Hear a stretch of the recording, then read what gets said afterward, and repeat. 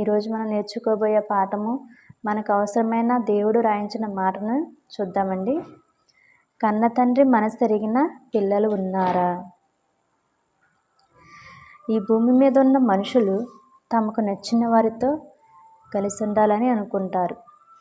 తమకు ఎవరైతే నచ్చుతారో వారితో కలిసి ఉండాలి, వారి యొక్క భావాలు పంచుకోవాలని అనుకోవటం సహజం. ఒకరి మనసులోని సంతోషం, ఆవేదన, కష్టాలు, బాధలు ఎదుటివారితో పంచుకుంటే వారికి కొంచెం నెమ్మది కలుగుతుందని అనుకుంటారు. అలా అనుకొని వారికి ఉన్న కష్టాన్ని, బాధని ఎదుటివారితో చెబుతుంటారు. చెప్పినప్పుడు మనసు చాలా తేలికగా ఉంది, ఇది నా సొంత మనిషికే కదా నేను చెప్పుకున్నాను అని అనుకుంటారు. అలాగా స్నేహితులతో చెప్పుకుంటారు, భార్య అయితే భర్తతో చెప్పుకుంటుంది, భర్త అయితే భార్యతో చెప్పుకుంటాడు. ఇలా వారి సొంత విషయాలన్నీ చెప్పుకుంటున్నారు అని అనుకుంటున్నారు. స్నేహితుల దగ్గర మేమేం దాచటం లేదు, మాది నిజమైన స్నేహము అని చెప్పి వారి మాటలు వారికి ఉన్న బాధను చెప్పుకుంటున్నారు. కానీ అదంతా నిజమేనండి? వారి మనసులోదంతా చెబుతున్నారా అంటే అది అబద్ధమేనండి. అన్నింటినీ ఒకరితో ఒక రకంగా పంచుకోరు, అన్నీ చెప్పరు.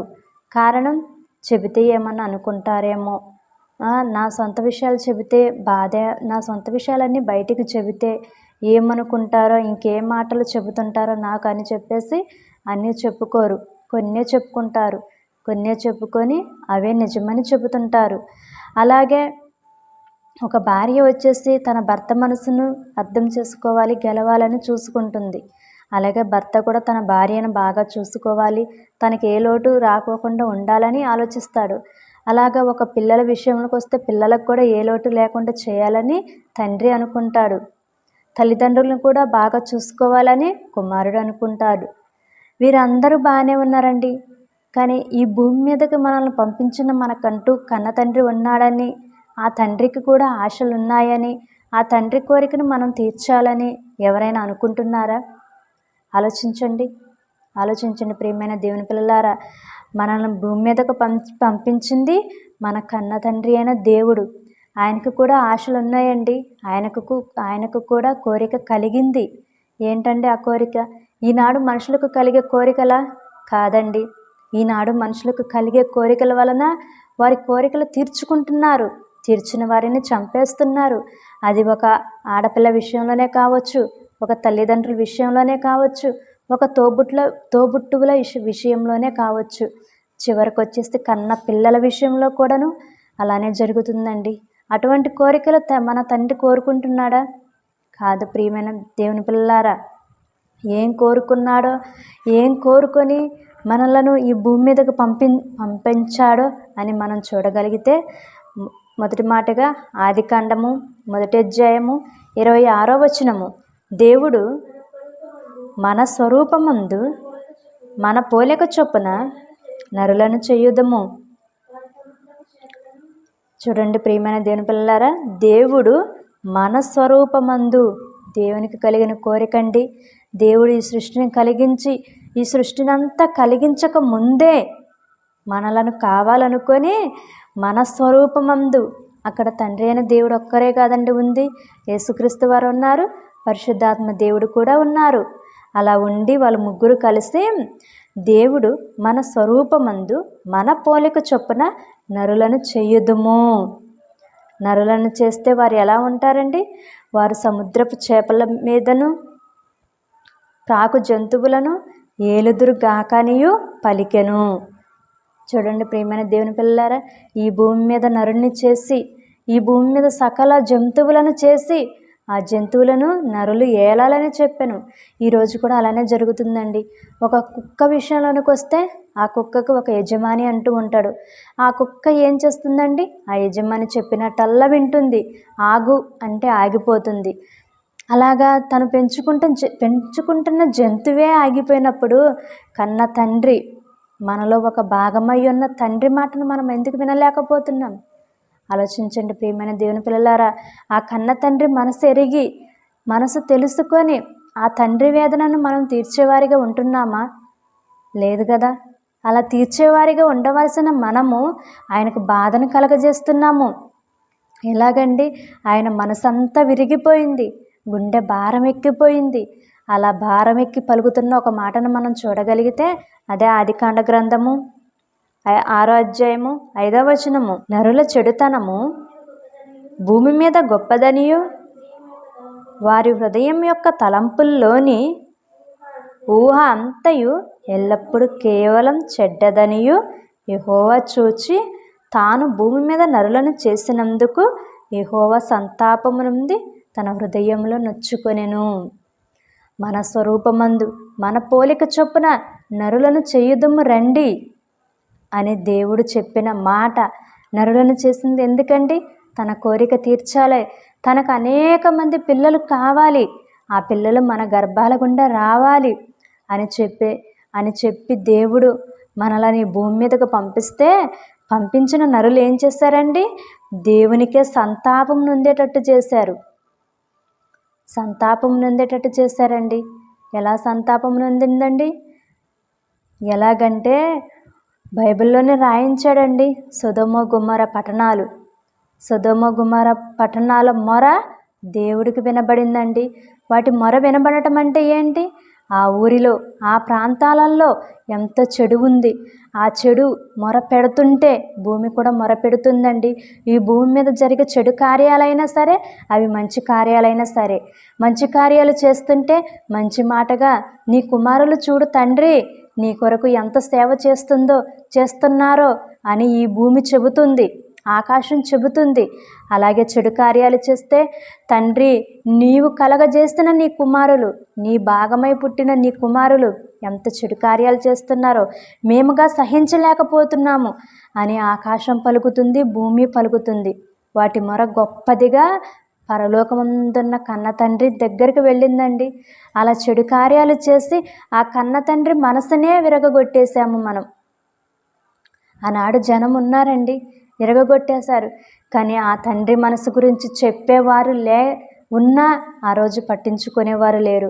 ఈ రోజుకొచ్చేసి మనం చూడగలిగితే ఈ రోజుల్లో ఆ కన్న తండ్రి మనసు ఎరిగిన వారు ఎవరన్నా ఉన్నారా అని చెప్పే బోధకులే లేరు. ఒక్కరే ఉన్నారండి. ఒక బైబిల్ ఓపెన్ యూనివర్సిటీ వారు మాత్రమే ఆ కన్న తండ్రి మనసు ఎరిగిన పిల్లలు ఉన్నారా, ఆ తండ్రి గురించి మేము చెబుతాము, మీరు వినండి అని ఈ ప్రపంచానికి చెబుతున్నారు. వారి మాటలు కూడా లక్ష్య పెట్టలేక, వారి మాటలకు కూడా అర్థం చేసుకోలేక ఆ తండ్రిని మరింత బాధపరుస్తున్నారండి. అటువంటి వారి పట్ల దేవుడు ఎలా ఉంటాడు? దేవుడు ఎలా వారి పట్ల న్యాయాన్ని తీరుస్తాడండి? తీర్పు తీర్చడానికి దేవుడు సిద్ధంగా ఉన్నాడు కదా. ఆ తండ్రి మనం తెలుసుకోవాలి. ఎందుకంటే ఈ సృష్టిని కలగజేసి ఈ సృష్టిలో మనకు కావాల్సినవన్నీ పెట్టెను. ఈ భూమి మీదకి వచ్చిన వారు ఎంతమంది దేవుని తెలుసుకున్నారు? మన కోసమే సృష్టిని కలిగించి అవసరమైనవన్నీ ప్రతి దానిని ఈ విశ్వంలో పెట్టి మనలను భూమి మీదకు పంపితే ఆ పరలోకపు తండ్రి ఉన్నాడని ఎంతమంది గుర్తిస్తున్నారు? ఉన్నారని ఎంతమందికి తెలుసు? కొందరైతే అసలు దేవుడే లేడు, ఆ దేవుడు ఎవరో మాకు తెలియదు అనే స్థితికి వెళ్ళిపోయారండి. ఇంత సృష్టిని అనుభవిస్తున్న నీవు ఈ సృష్టిలో గాలిని పీల్చుకుంటున్నావు, జీవంగా బ్రతుకుతున్నావు. కారణం ఎవరు? ఆ దేవుడు, ఆ కన్న తండ్రి. మనలను కన్న తండ్రి మనపై కృప చూపబట్టి మనము స్వేచ్ఛగా గాలిని పీల్చుకుంటున్నాము, ఆరోగ్యంగా ఉండగలుగుతున్నాము. మనం ఇంత ఆరోగ్యంగా ఉంటున్నాము అని అంటే ఆ తండ్రి పెట్టిన భిక్షే కదండి. ఆ తండ్రి మన పట్ల తన కోరికను తీర్చుకోవాలనే కదండి. ఆయన కోరిక ఏందండి? అనేక మంది పిల్లలు కావాలి, ఆ పిల్లలు నా కొరకు ఈ భూమిపై పని చెయ్యాలి, అలా పనిచేసి తిరిగి నా చెంతకు రావాలి. ఇది కన్న తండ్రి మనసు. ఆ మనసు తెలుసుకునేది ఎంతమంది? ఎవరూ లేరండి. ఎవరూ లేరని చాలామంది అంటున్నారు. ఎందుకంటే అందరూ తమ సొంత కార్యంలోనే చూచుకొనుచున్నారు, దేవుని పనిని పట్టించుకోవడం లేదు. అయితే మన తండ్రి అందరిలాగా రహస్యాలు దాచాడండి. అందరూ తమ సొంత కార్యంలో చూసుకుంటున్నారు. ఈ భూమి మీద ఉన్న తండ్రిలాగా మన తండ్రి తన రహస్యాలను దాచాడా? లేదు ప్రియమైన దేవుని పిల్లలారా. తన రహస్యాలు ఈరోజు బోధకులు చెబుతున్నారు. దేవుని మర్మాలు మేము ఇప్పుతాము, మేము చెబుతామంటున్నారు. ఆయన మర్మాలైనా ఆయన రహస్యాలైనా ప్రతిదీ మనకు రాయించి తన గ్రంథమైన బైబిల్ నందు రాయించి ఇచ్చారు. అలా ఇచ్చిన తండ్రి మనసును తెలుసుకుంటున్నారా? లేదండి, అలా తెలుసుకునేవారు లేరు. అలా తెలుసుకునేవారు ఉన్నా వారి మాటలో నేడున్న వారు వినేటట్టు లేరు. కారణం వారి అవివేకము. వారి మనోనేత్రాలు వెలిగింపబడలేదు. వెలిగింపబడేసరికి అపవాది వచ్చి మరలా గుడ్డితనం కలగజేస్తుంది. అలా గుడ్డితనం కలగజేస్తుంది అంటే వారిలో పరిశుద్ధాత్మ దేవుడు లేడు.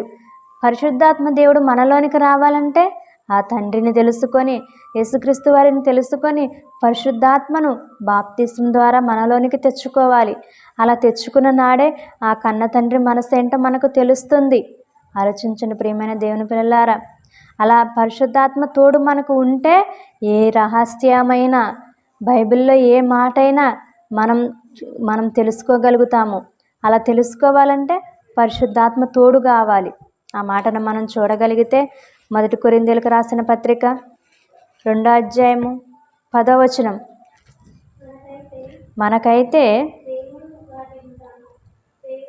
మనకైతే దేవుడు వాటిని తన ఆత్మ వలన బయలుపరిచి ఉన్నాడు. ఆలోచించండి ప్రియమైన దేవుని పిల్లలారా. బైబిల్ చదువుకుంటున్న ప్రతి ఒక్కరూ, ఈ బైబిల్ ఓపెన్ యూనివర్సిటీలో ఉన్న ప్రతి ఒక్కరికి దేవుడు తన ఆత్మ ద్వారా బయలుపరిచి ఉన్నాడు. అంటే ఆ తండ్రి వేదన ఏంటో బైబిల్ ఓపెన్ యూనివర్సిటీ వారికి తెలుసు కదండి. తెలుసు ప్రియమైన దేవుని పిల్లలారా. వారికి తెలుసు కనుకనే ఈ పాఠాలను పెట్టగలిగారు. మన ఆత్మీయ తండ్రి గారి ద్వారా ఆయన 25 సంవత్సరాలు బైబిల్పై పట్టు సాధించారు. ఎన్నో ప్రశ్నలు, లెక్కలేనన్ని ప్రశ్నలను బయటికి తీసి ఆ ప్రశ్నలకు సమాధానాలు కూడా రాశారు. అలా సమాధానాలు రాసి ఒక పుస్తకంగా ముద్రించి మన చేతికిచ్చారు. వాటిని చదువుకొని మనం ఆ తండ్రి మనసు తెలుసుకోవాలి. అలా తెలుసుకోవాలంటే మనం బైబిల్ని చదవాలి.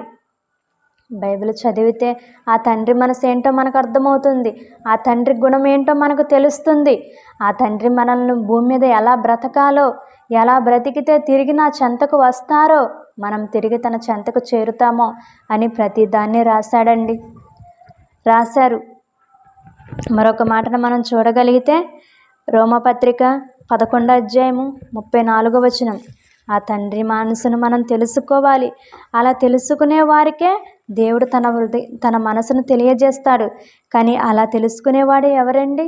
ప్రభు మనసు ఎరిగిన వాడు ఎవడు? చూడండి ప్రియమైన దేవుని పిల్లలారా, ప్రభు మనసు ఎరిగిన వాడు ఎవడు? ఆయనకు ఆలోచన చెప్పిన వాడు ఎవడు? ప్రభు మనసు ఎరిగిన వారు ఎవరన్నా ఉన్నారా? ఆయనకు ఆలోచన చెప్పిన వారు ఎవరన్నా ఉన్నారా? ఆలోచించిన ప్రియమైన దేవుని పిల్లలారా, ఈ వాక్యాన్ని బట్టి చెప్పవచ్చును, తండ్రి మనసును అర్థం చేసుకున్నవారు లేరు. దేవుడు బైబిల్లో తన మనసును వ్రాయించి ఖచ్చితంగా విశదపరిచి చెప్పేవారు లేరు. ప్రతి బోధకుడు తన మనసును గురించి చెప్పడం తప్ప దేవుని మనసును చెప్పడం వారి వలన కావడం లేదు. తన మనసును గురించి ఒక బోధకుడు వచ్చి, ఇదిగో ఈ ఊరికి నన్ను పంపించాడు దేవుడు, నాకు రాత్రి కలలో కనిపించి పలాని ప్రాంతానికి వెళ్ళు, లేదా ఇక్కడ ఈ వీరలపాడు ప్రాంతానికి నీ వెళ్ళి అక్కడ సేవ చేయి, అక్కడ నా కుమారులు నా కుమార్తెలు ఉన్నారు, ఫలాని మార్తమ్మ ఫలాని మరియమ్మ అని చెప్పి నన్ను ఇక్కడికి పంపించాడని అంటున్నారు. అలా చెప్పి వారు వచ్చి సేవ చేయాలని అనుకుంటున్నారు. ఇదేనండి తండ్రి మనసు ఎరిగిన వారు?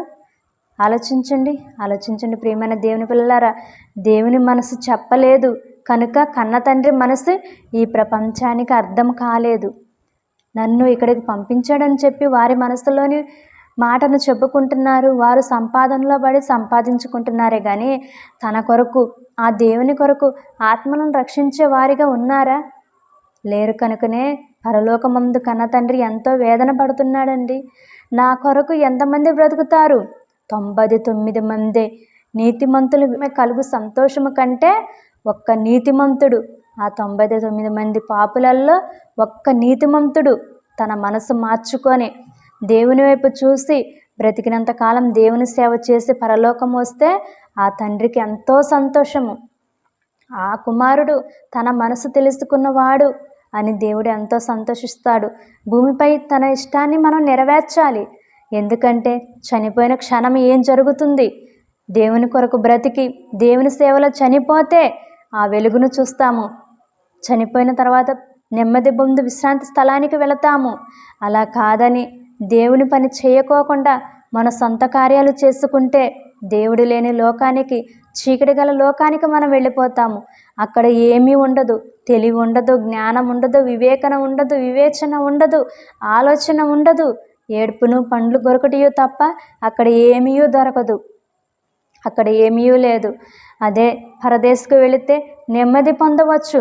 యేసుక్రీస్తు వారి రెండో రాకడ అది కూడా ఎంతో దూరం లేదు. ప్రియమైన దేవుని పిల్లలారా, ఈరోజు జరిగే ఈ తుఫాన్లు అనేంటి, ఈ గాలులు ఏంటి, ఈ భూకంపాలు ఏంటి, వీటి వలన యేసుక్రీస్తు వారి రాకడ అతి తొందరలోనే, దగ్గరనే, గుమ్మము దగ్గరనే ఉన్నది. అది ఎప్పుడు సమీపిస్తుందో తెలియదు. ఆయన దొంగ వలె వస్తాను నేను అన్నారు. యేసుక్రీస్తు వారు ఎలా వస్తా అన్నారు? ఒక దొంగ వచ్చినట్టు వస్తాను. ఏ సమయాన, ఏ క్షణాన నేను వస్తానో తెలియదు. మీరు సిద్ధపాటు కలిగి ఉండండి. తండ్రి మనసు గురించి నేను చెప్పాను.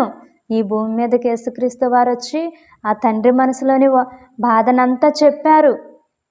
ఆ తండ్రి వేదనను చెప్పారు. చెప్పి మన కోసము కేవలము తన పిల్లలుగా మనం ఉండాలని చెప్పి ఆయన యేసుక్రీస్తు వారు బలి అయిపోయారు, శిలువ యాగం అయిపోయారు మన నిమిత్తం. మనం కూడా మన సహోదరుల నిమిత్తం మన ప్రాణాలు పెట్టేవారిగా ఉండాలి. ఎందుకంటే ఆయన ఎవరికి దూరంగా ఉండాలని అనుకోవడం లేదు. ఆ మాటను మనం చూడగలిగితే అపోస్తుల కార్యములు 17వ అధ్యాయము 27వ వచనం చివరి మాట, ఆయన మనలో ఎవరికి దూరముగా ఉండువాడు కాడు. మనం ఆయన యందు బ్రతుకుచున్నాము, చలించుచున్నాము, ఉనికి కలిగి ఉన్నాము. ఆయన మనలో ఎవరికి దూరముగా ఉండువాడు కాదు. కారణం, మనము కావాలని తండ్రి కోరుకున్నాడు. ఉదాహరణకి, గర్భిణీగా ఉన్న ఒక స్త్రీ రాబోవు బిడ్డ కోసం ఎంతో విధంగా, ఎంతో అందంగా ఆలోచిస్తుంది. ఆ బిడ్డకు కావాల్సినవన్నీ చూసుకుంటుంది. ముందే చూసుకొని బిడ్డ పుట్టేసరికి బిడ్డకు కావలసిన వస్తువులన్నీ సమకూర్చి జాగ్రత్త పెట్టి ఈ భూమి మీద ఆ బిడ్డ రాక కోసం ఎదురు చూస్తుంది. అలాగే ఆత్మలను కన్న తండ్రి, పరలోకపు తండ్రి కూడా మనుషులు భూమి మీదకు రావటానికి సమస్త విశ్వాన్ని సిద్ధం చేసి మనకిస్తే, ఆలోచించండి, సమస్త విశ్వాన్ని సిద్ధం చేసి మనకిస్తే ఆ విశ్వంలో మనం సంతోషంగా బ్రతుకుచున్నాము, మనం ఆనందంగా బ్రతుకుచున్నాము. నా సుఖము నాది, నా కష్టము నాది అనుకొని బ్రతుకుచున్నాము. కానీ మనం ఎలా బ్రతుకుచున్నామండి? మనం ఎలా బ్రతుకుచున్నామని చెప్పారండి? ఉనికి కలిగి మనం ఆయన యందు చలించుచున్నాము, ఉనికి కలిగి ఉన్నాము. చలించడం అండి, మనం శ్వాస పీల్చుకొని కదులుతున్నామంటే ఆయన ద్వారానే. ఉనికి కలిగి మాట్లాడుచున్నామంటే తండ్రి అయిన దేవుని ద్వారానే. ఇలాగా తండ్రి అయిన దేవుని ద్వారానే మనం చలించుచున్నామే, నడుస్తున్నామే. కానీ మన కష్టం వలన మనం చలించడం లేదు. మన కష్టమైతే మనం బ్రతకలేము. ఒకరోజు కష్టం చేస్తేనే తెల్లారిపాటికి నీరసమైపోతాము. కొద్ది కష్టాన్ని ఈ భూమి మీద మనం తట్టుకోలేకపోతుంటే మరి అగ్నిగుండంలోనికి జారిపోయే వారి పరిస్థితి ఏంటి? ఇంత బ్రతికి దేవుని కొరకు బ్రతకపోకుండా, దేవుని ఆశలు తీర్చుకోకుండా, దేవుని మనసు ఎరగకోకుండా ఉండి అగ్నిగుండంలో పడితే మరి మన పరిస్థితి ఏంటి? ఆలోచించండి ప్రియమైన దేవుని పిల్లలారా. నిజంగా దేవుని తెలుసుకోవాలి, దేవుని కార్యాలు చెయ్యాలి. ఆ కన్న తండ్రి మనసు తెలుసుకొని ఆ తండ్రిని సంతోషపెట్టే వారిగా మనం ఈ భూమి మీద ఉండాలే తప్ప ఆ తండ్రికి బాధ కలిగించే వారిగా మాత్రం ఈ భూమి మీద బ్రతకకూడదు. ఆ తండ్రికి వేదన కలిగితే ఆయన చేతిలో పడితే బహు భయంకరము. ఆయన చేతిలో మనం పడకూడదనే తండ్రి అయిన దేవుడు చెబుతున్నాడు. తండ్రి అయిన దేవుడు చెబుతూ ఆయన ఎవరికి దూరంగా ఉండువాడు కాదు. ఆయన ఆకాశ మహాకాశాలే పట్టజాలని ఆ రూపాన్ని మనలో ఉంచాలనుకున్నాడండి.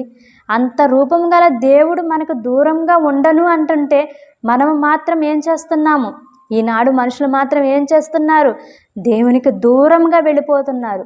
ఈ భూమి మీద బ్రతికి కూడా దూరంగా ఉంటున్నారు, చనిపోయిన తర్వాత కూడా దూరంగా వెళ్ళిపోతున్నారు. అలా వారిని చూస్తుంటే తండ్రి అయిన దేవునికి ఎంత వేదనండి, ఎంత ఆలోచన కలుగుతుంది, ఎంత బాధ కలుగుతుంది. ఆలోచించండి ప్రియమైన దేవుని పిల్లలారా. ఆ తండ్రి మనసు ఎరిగి మనం దేవుని కొరకు బ్రతకాలి, అనేకులకు రాజ్య సువార్తను ప్రకటించాలి.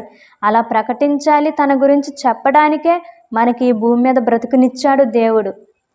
బ్రతుకునిచ్చి మనల్ని కాచి కాపాడే దేవునికి మనం ఏం చేస్తున్నాము? మనకి ఏదైనా చిన్న సాయం చేస్తేనే థ్యాంక్ యూ చెప్పేసి, నువ్వు నాకు మంచి సాయం చేసావు, నీ మేలు ఎప్పటికీ నేను మర్చిపోలేను అని అంటున్నామే. ఈ భూమిపై ఉన్న మనుషులనే మరి ఈ సృష్టిని కలిగించి ఆ సృష్టిలో తల్లిదండ్రులను మనకిచ్చి ఒక కుటుంబంగా మనల్ని నిలవబెట్టి మరలా వివాహం ద్వారా భార్యాభర్తలను కలిపి వారి గర్భాల గుండా కుమారులను ఇచ్చి వారి సంతోషంగా ఉండాలని అన్ని సమకూర్చిన దేవునికి ఏం చేస్తున్నాము? ఏం చేస్తున్నారు? మిమ్మల్ని మీరే ప్రశ్న వేసుకోవాలి. కారణం, మనం బ్రతుకుచున్నాము, చలించుచున్నాము, ఉనికి కలిగి ఉన్నామంటే తండ్రి అయిన దేవుడే కారణము. ఆయనే గనక లేకపోతే, ఆయన గనక ఈ సృష్టిని చెయ్యకపోతే మనం ఎక్కడ ఉంటామండి? ఎక్కడున్నాము? ఆయన సృష్టిని చెయ్యకముందు మనము తండ్రి అయిన దేవునిలో ఆత్మలుగా ఉన్నాము. ఆయన సృష్టిని చేసిన తర్వాత తల్లిదండ్రి కలయిక ద్వారా ఎన్నో శుక్రకణాలు వెళ్ళిపోతే 4 నుంచి 5 లక్షల శుక్రకణాలు దాటిపోతే ఆ శుక్రకణాల్లో ఒక నేను, ఒక నీవు నేను ఇలా ఉన్నామంటే దేవుని కార్యాలు మన పట్ల జరిగించాలి. మనం దేవుని కార్యాలు చెయ్యాలి. ఆ తండ్రి మనసు గురించి అనేకులకు చెప్పాలి. అలా చెబితేనే మనము దేవుని మనసు ఎరిగిన పిల్లలుగా ఉంటాము. అలా ఉండాలనే దేవుడు కోరుకున్నాడండి. అందుకొరకే నీకు నాకు ఈ బ్రతుకునిచ్చాడు. ఈ భూమి మీద బ్రతుకుతున్న యావత్ జనాంగాన్ని బట్టి, యావత్తు మనుషులను, యావత్తు భూమి మీద కాపురం ఉండుటకు ఆయన యొక్కని నుండి ప్రతి జాతి మనుషులను సృష్టించాను. అందరూ ఈ భూమి మీద బ్రతుకుతున్న ప్రతి ఒక్కరూ కుల మత భేదము లేదు. యేసుక్రీస్తులోనికి వచ్చిన వారందరూ సహోదరులే. ప్రతి ఒక్కరు, అది ఏ కులమైనా ఏ మతమైనా, తండ్రి అయిన దేవునికి లేదు కులము. మన కొరకు రక్తాన్ని చిందించిన యేసుక్రీస్తు వారికి లేదు కులము. బాప్తిసం ద్వారా మనలోనికి వచ్చిన పరిశుద్ధాత్మ దేవునికి లేదు కులము. అటువంటి వారికే లేని కులము మనకెందుకండి? మనకును లేదు. మనం అందరం ఆత్మలుగా మనం ఈ లోకాన్ని విడిచి వెళ్ళాలి. ఆత్మకు కులం అనేది లేదు. ఆలోచించండి ప్రియమైన దేవుని పిల్లలారా. అలా ఆకాశ మహాకాశాల పట్టని ఆయన సింహాసనం ఉండగా ఈ భూమి మీద మనం ఉన్నామని మన కొరకు మనలో ఉండాలనుకుంటున్నాడు. మనలో ఉండాలనుకొని చిన్న పిల్లల కాడ నుండే, చిన్న వయసు నుండే మన పిల్లలకు మనం దేవుని వాక్యాన్ని నేర్పించాలని చెబుతున్నాడండి. ఆ మాటను మనం చూడగలిగితే ద్వితీయోపదేశ కాండము 6వ అధ్యాయము 6వ వచనము, నేడు నేను నీకు ఆజ్ఞాపించు ఈ మాటలు నీ హృదయంలో ఉండవలెను. నీవు నీ కుమారులకు వాటిని అభ్యసింపజేసి నీ ఇంట కూర్చున్నప్పుడును, త్రోవను నడుచున్నప్పుడును, పండుకొనున్నప్పుడును, లేచినప్పుడును వాటిని గురించి మాట్లాడవలెను. సూచనగా వాటిని నీ చేతికి కట్టుకొనవలెను. తల్లిదండ్రులకు ఆజ్ఞాపించుచున్నారు. మీరు మీ పిల్లలకు నా గురించి చెప్పాలి, మీరే నేర్పించాలి తప్ప టీచర్ని పెట్టమని చెప్పలేదు. మనము మన పిల్లలకు నేర్పించాలి తప్ప టీచర్ల దగ్గర మనం మన పిల్లలను పంపకూడదు. చిన్న వయసు నుండి ఈరోజు కుటుంబాన్ని నడిపిస్తున్న స్త్రీలు, కుటుంబ పరిపాలన చేస్తున్న స్త్రీలు, వారి పనులకు పిల్లలు అడ్డం వస్తున్నారండి. 2-3 సంవత్సరాలకే స్కూళ్ళకు పంపిస్తున్నారు. 2-3 సంవత్సరాల పిల్లల వయసు ఎంతండి? వారికి ఏమన్నా తెలుస్తుందా? తెలియదు కదా ప్రియమైన దేవుని పిల్లలారా. మరి ఆ వయసు నుండే వారికి ఆ టీచర్ చెప్పే మాటలు, ఈ సమాజం నేర్పించే మాటలు వారికి నేర్పిస్తున్నారు. మరి దేవుని జ్ఞానం ఎప్పుడండి వారికి పట్టించేది? చిన్ననాటి నుంచే దేవుడు నా గురించి చెప్పండి అని వారిని ఎప్పుడెప్పుడు చెప్పమంటున్నాడండి? వారు కూర్చున్నప్పుడును, త్రోవలు నడుచున్నప్పుడును, పండుకున్నప్పుడును, తిరిగి లేచేటప్పుడును కూర్చుంటారు.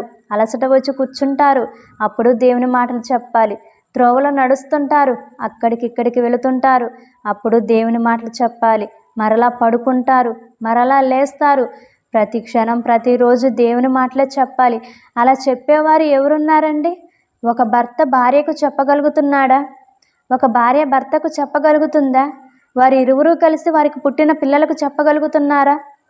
లేదు కదండి. అలా ఉన్న వారిలో ఒక బైబిల్ ఓపెన్ యూనివర్సిటీ వారి కుటుంబాలు మాత్రమే ఉన్నాయండి. ఒక భర్త భార్యకు చెప్పగలుగుతున్నాడు, భార్య భర్తకు చెప్పగలుగుతుంది, వారి ఇరువురు కలిసి వారికి పుట్టిన పిల్లలకు చెప్పగలుగుతున్నారు. అలా ప్రతి ఒక్కరూ బైబిల్ ఓపెన్ యూనివర్సిటీలో ఉన్న ప్రతి ఒక్క కుటుంబాలు వారి వారి కుటుంబాలను కాపాడుకునే రీతిగా ఉండి ఇతరులను కాపాడాలని చెప్పేసి సమాజంలోనికి వెళ్ళి దేవుని మాటలు చెబుతుంటే హేళన చేస్తున్నారు.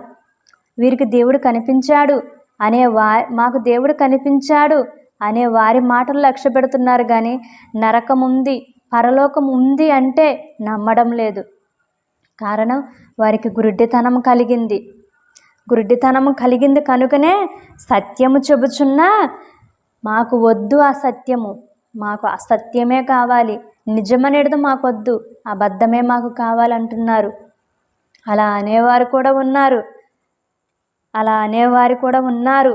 ఆ సత్యవంతుడైన దేవుని మనలోనికి రప్పించుకోవాలని, సత్యస్వరూపి అయిన పరిశుద్ధాత్మను మనలోనికి రప్పించుకోవాలని దేవుడు చెబుతున్నాడు.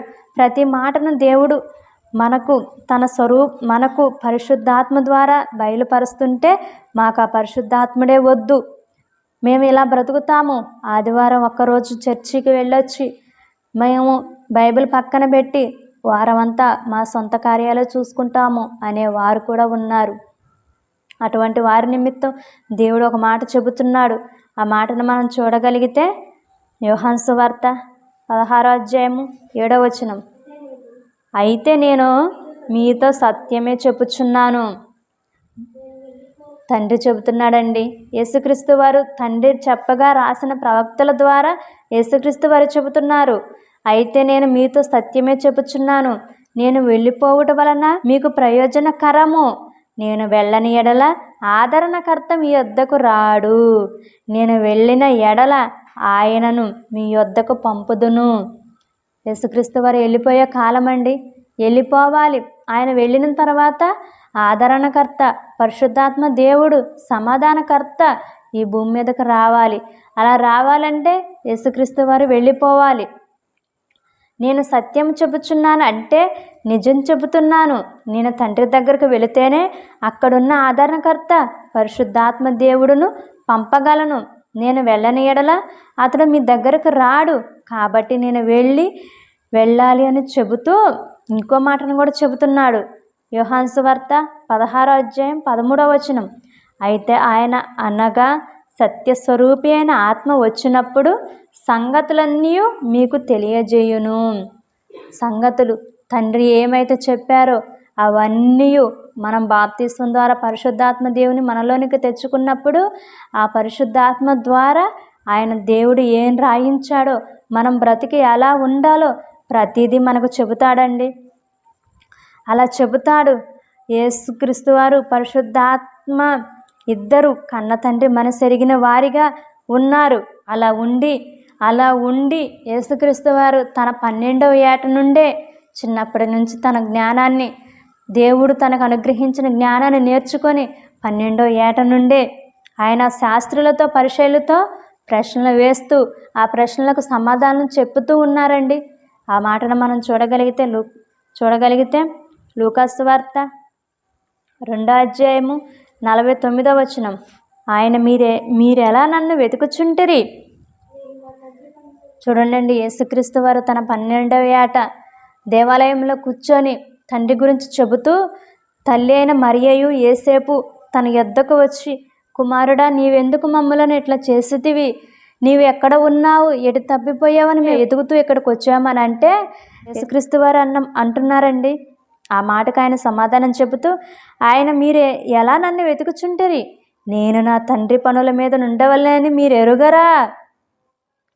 అంటే వారికి తెలుసు కదండి, వారికి పరిశుద్ధాత్మ దేవుడు చెప్పారు కదా, తల్లి అయిన మరియమ్మ గారికి చెప్పారు కదా, నీ గర్భాన ఒక మహోన్నతుడైన కుమారుడు పుడతారు, యేసుక్రీస్తు వారు పుడతారు, ఆయన ఈ లోక పాపాలను మోయటానికి పుట్టుతున్నారు, తన భుజాల మీద ఈ లోక పాపాలను వేసుకొని తన కొరకు ఈ భూమి మీదకి వచ్చే పిల్లలందరి కొరకు ఆయన బలవటానికి సిద్ధమవుతున్నాడని చెప్పాడు కదండి.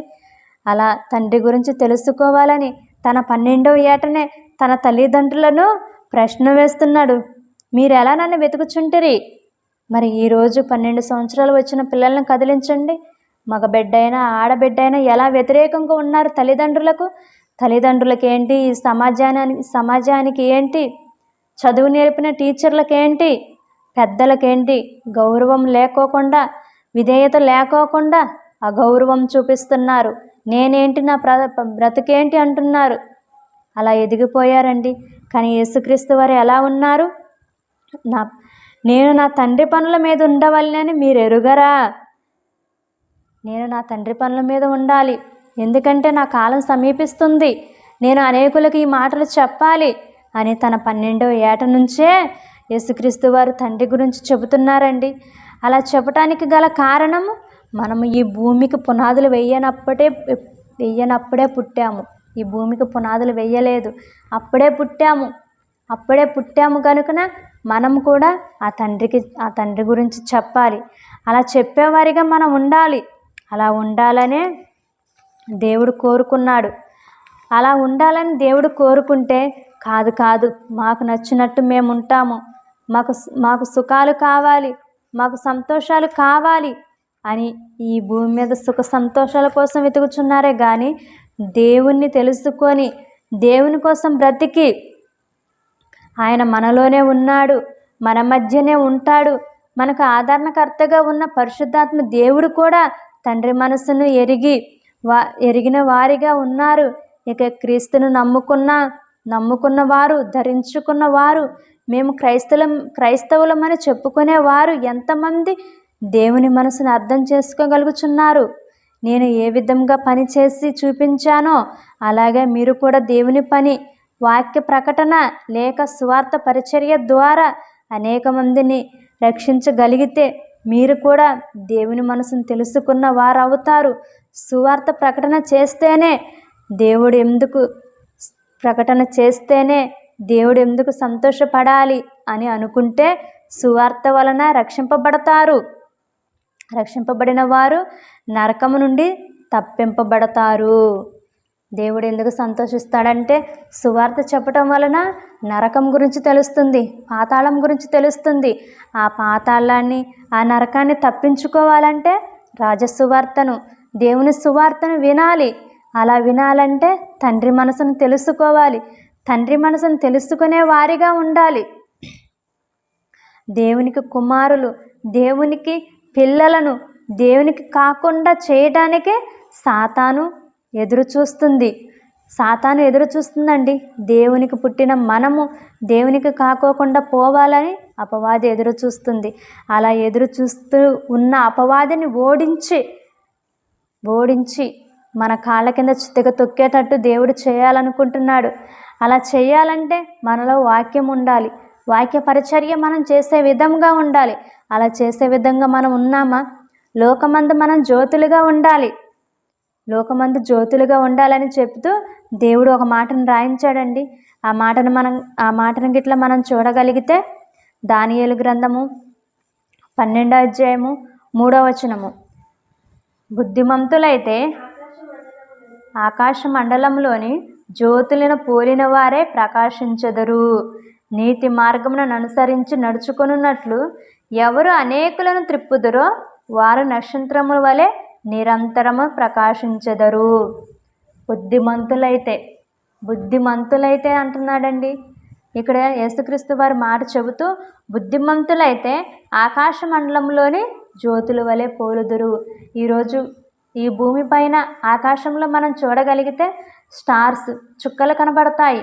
ఆ చుక్కలు అవి వెలుగుతున్నప్పుడు ఎంతో కాంతి వస్తుంది. అలాగే మనం బుద్ధిమంతులుగా ఉండి అనేకులకు ఈ సువార్తను ప్రకటన చేసి అనేకులను దేవుని వైపు త్రిప్పితే మనము కూడా ఆ స్టార్స్ వలె, ఆకాశ మండలంలోని జ్యోతుల వలె మనం ఉంటాము. మనం ఉండాలని, మనం అలా బ్రతకాలని, అలా బ్రతికితేనే పరలోకముందున్న తండ్రికి ఎంతో ఇష్టమని, ఆ తండ్రి మనసు మనం ఎరిగిన వారమై అనేకులకు తన గురించి చెప్తున్నామని దేవుడు సంతోషిస్తాడండి. ఈ భూమి మీదనున్న వారి మనసు తెలుసుకోవాలంటే, ఈ భూమి మీద ఉన్న వారి మనసు తెలుసుకోవడం కంటే పరలోకపు తండ్రి మనసు తెలుసుకోవడం ముఖ్యము. ఈ భాగ్యం అందరికీ రాదు. వచ్చిన వారందరూ ధన్యులే. పరలోక రాజ్యము వారిదే అని తెలుసుకోవాలి. ఈ భూమి మీద తండ్రి మనసు తెలుసుకునే భాగ్యము అందరికీ లేదు. ఉన్నా చెడగొట్టుకునేవారు కూడా ఉన్నారు. అందరూ తెలుసుకోవాలని చెప్పేసి తన ప్రియ కుమారుణ్ణి యేసుక్రీస్తు వారిని మన కోసం బలిస్తే, మన కోసం బలియాగం చేస్తే, కాదు నేను ఈ విగ్రహాలకు పూజ చేస్తాను, ఈ విగ్రహాలు నన్ను కాపాడతాయని దేవుని తెలుసుకున్న వారు కూడా అన్యుల వలె మారిపోతున్నారు. అన్యులు చేసినట్టే చేస్తున్నారు. కారణము, కన్న తండ్రి మనసు ఏంటో వారికి తెలియదు. అలా తెలిసేటట్టు చేసినా కూడా తెలుసుకోలేకపోతున్నారు. కనుకనే ఈ వాక్యం విన్న మీరైనా దేవుని కన్న తండ్రి మనసు ఎరిగి, ఆ కన్న తండ్రి మనసును తెలుసుకొని ఆ దేవుని పెట్టే పిల్లలుగా ఉండాలని చెబుతూ, ఈ వాక్యం ద్వారా నన్ను నేను హెచ్చరించుకుంటూ, మిమ్మల్ని హెచ్చరిస్తూ నా ఈ మాటలు ముగిస్తున్నానండి.